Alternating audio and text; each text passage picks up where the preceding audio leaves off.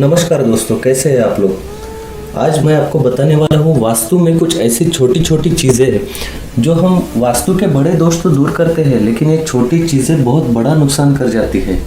ऐसी कौन सी चीज़ें हैं ये मैं आपको बताने वाला हूँ। आप घर में ये चीज़ें सुधार सकते हो, इससे आपको बहुत बढ़िया फ़ायदा मिलेगा। तो दोस्तों, अगर आपने अभी तक मेरा चैनल सब्सक्राइब नहीं किया है तो कृपया इसको सब्सक्राइब कीजिएगा और इस इन्फॉर्मेशन को आपके दोस्तों के साथ में भी ज़रूर शेयर कीजिएगा। ये वास्तु की मुख्य दिशाएं हैं पूर्व पश्चिम, उत्तर दक्षिण। ये उपदिशाएं हैं जो मैंने यहाँ पे निकाली है, ईशान्य, आग्नेय, नैऋत्य और वायव्य। कहते हैं कि घर में अगर वास्तु दोष हो तो ये हमारे जीवन पर बहुत गहरा असर डालता है, जिसका असर व्यक्ति की सेहत पर पड़ता है। इन्हें चलते व्यक्ति कई बार छोटी छोटी गलतियां भी कर देता है, जिसकी वजह से उसे बाद में पछताना पड़ता है। वास्तुशास्त्र के अनुसार घर में कई बार कुछ ऐसी चीज़ें होती है जिसको हम अनदेखा कर देते हैं। बहुत छोटी छोटी चीज़ें होती है और ये बाद में परेशानी की वजह बन जाती है, जिसकी वजह से हमें फाइनेंशियल प्रॉब्लम आते हैं, कर्जे में डूबना, या फिर हेल्थ रिलेटेड प्रॉब्लम, या बच्चों के कंसंट्रेशन के रिलेटेड प्रॉब्लम्स होते हैं। तो ऐसी कौन सी चीज़ें हैं? सबसे पहले वास्तु में किधर भी आपको वास्तु पूरी क्लीन रखना है।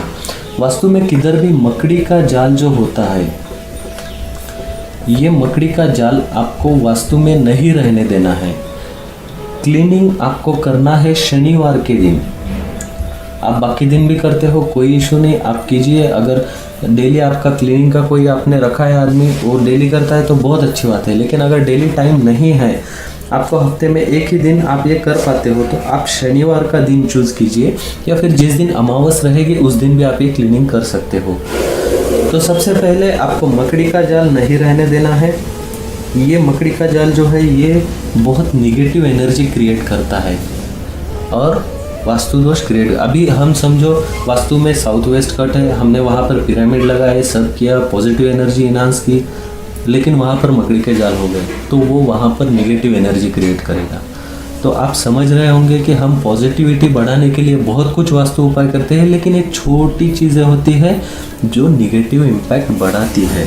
तो हम वही देखने वाले हैं कि ये कौन सी छोटी छोटी चीज़ें हैं। सबसे पहले है मकड़ी का जाल, उसके बाद में है टूटे हुए आईने। जो आईना होता है, मिरर, अगर ये टूटा हुआ है, ब्रेक हुआ है, उसको क्रैक गया है, तो उसको घर में मत रखिए। उसको घर में रखना अशुभ मानते हैं, क्योंकि वो एनर्जी ब्रेक करता है, वो एनर्जी प्रॉपरली रिफ्लेक्ट नहीं कर पाता है, इसलिए वो पॉजिटिव एनर्जी क्रिएट नहीं कर पाएगा। सबसे पहले ये टूटा हुआ आईना आपको निकाल कर घर के बाहर फेंक देना है। इसको घर में नहीं रखना है, ध्यान में रखिए। कहते हैं कि घर में अगर जो बटवा गुड़ होता है, चमगादड़, वो अगर आ जाए तो उसको भी अशुभ माना जाता है।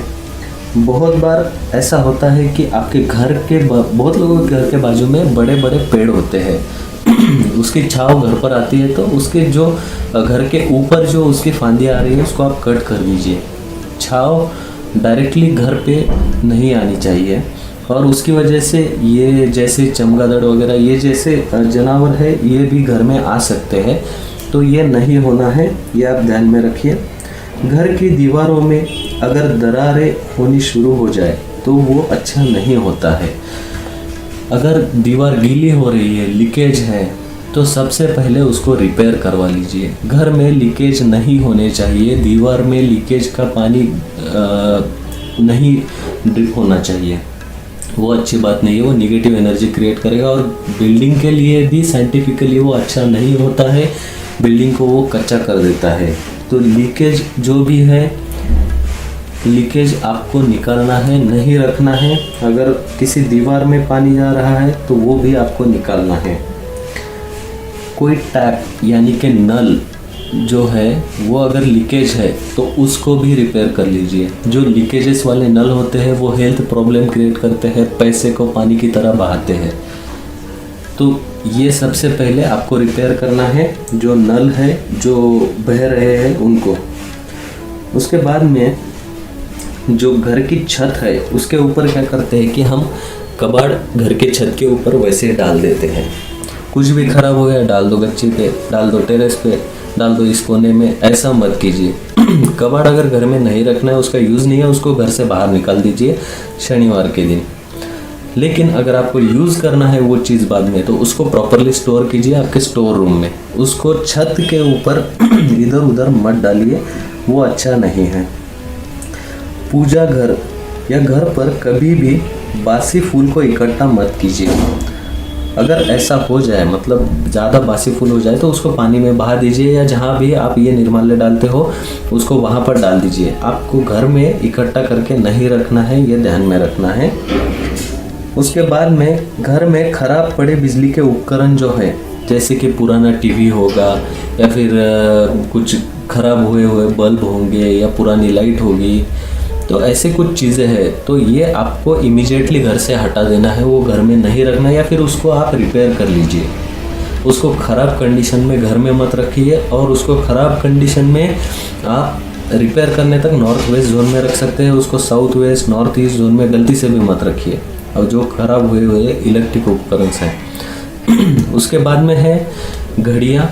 अगर बंद पड़ी है घड़ियाँ, तो उसको तुरंत रिपेयर कर लीजिए। वो बंद पड़ी हुई घड़ी जिस जोन में है वहाँ पर एनर्जी को कम करती है, पॉजिटिव एनर्जी को, इसलिए जो घड़ियाँ बंद पड़ी है उसको भी तुरंत आप ठीक करवा लीजिए।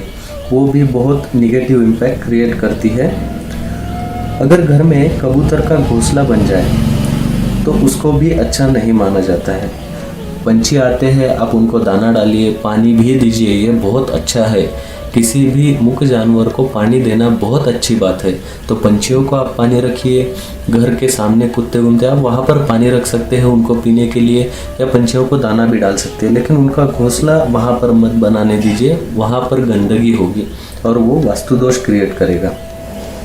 तो ये कुछ चीज़ें हैं छोटी छोटी, अगर आप इनके ऊपर काम करते हो, इनको घर से हटा देते हो इन चीज़ों को, तो आपको बहुत अच्छा फ़ायदा मिलेगा, और जो आपके घर की पॉजिटिविटी है वो बढ़ती रहेगी, टिकी रहेगी।